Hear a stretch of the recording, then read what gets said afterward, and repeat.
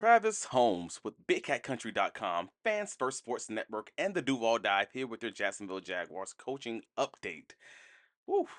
Liam Coen, offensive coordinator for the Tampa Bay Buccaneers, has been the top of the NFL storylines for the past 24 hours. As many of you already know, Liam Cohen initially advised the Tampa Bay Buccaneers that he will be returning to Tampa as the one of the highest paid offensive coordinators in the NFL.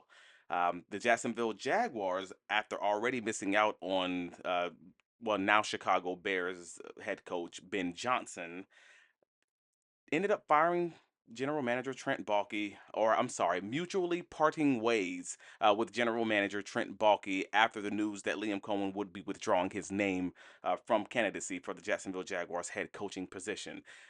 And the night has been as chaotic as I've seen in my time watching the NFL, covering the NFL, in it, etc. Originally, let's start at the start. Ethan Wall is now the interim general manager for the Jacksonville Jaguars, and it was helping owner Shad Khan in this search for the next head coach for the Jacksonville Jaguars. Additionally, per lead in NFL insider Jonathan Jones for NFL on CBS, Hall of Fame offensive tackle Tony Baselli is also assisting the ownership group, the committee, the hiring committee, whatever you want to call it, in Jacksonville, giving it another ear to kind of lean on for Shad Khan. And many people in Jacksonville initially hated this move for the first like hour or two after it was originally reported. And I actually made another video, which you may or may not even see because I'm not sure if we're going to be able to release it based on the timing. That I thought it was a great idea. I thought it was a great idea because Shad Khan needs someone who knows football, who understands ball, that is in his ear. Like, we can't clown the man for not knowing ball and also clown him for having a Hall of Fame tackle who, if nothing else, Tony knows ball in his ear, and actually having someone like that to lean on, someone who can talk to other players behind the scenes, someone who can do some of that, research and dirty work behind the scenes and kind of just let him know what's the word on the ground. Like, for that purpose alone, it is absolutely beneficial and awesome that he has someone like Tony Baselli in his corner, someone to again just give him those hard truths when necessary and when needed, and they absolutely have been necessary and needed here in Duval County.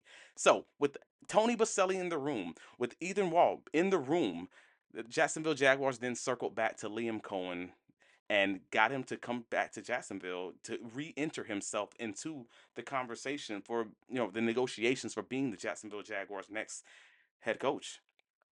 And we're here to report Liam Cohen is your next head coach for the Jacksonville Jaguars. Shad Khan dropped his nuts.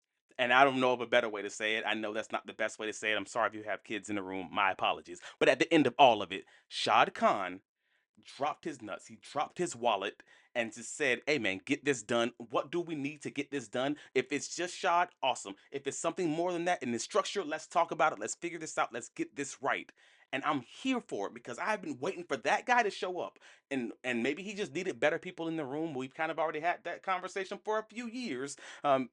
24 hours later, after you have no Trent Baalke in your organization, all of a sudden this is looking like a beautiful situation. This is looking like competent leadership. This is looking like a competent organization that might be one of the better openings in the NFL, and I am here for it.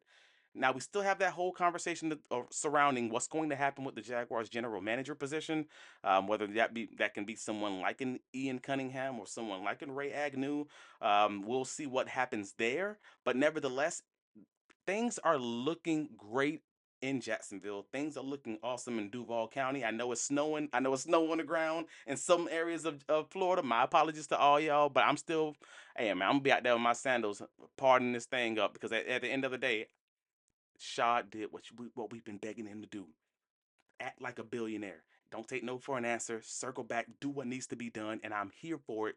Duval. And let's go. We'll be here with your updates on BigCatCountry.com, the Duval Dive Podcast. Like and subscribe. Stay tuned. Let's go.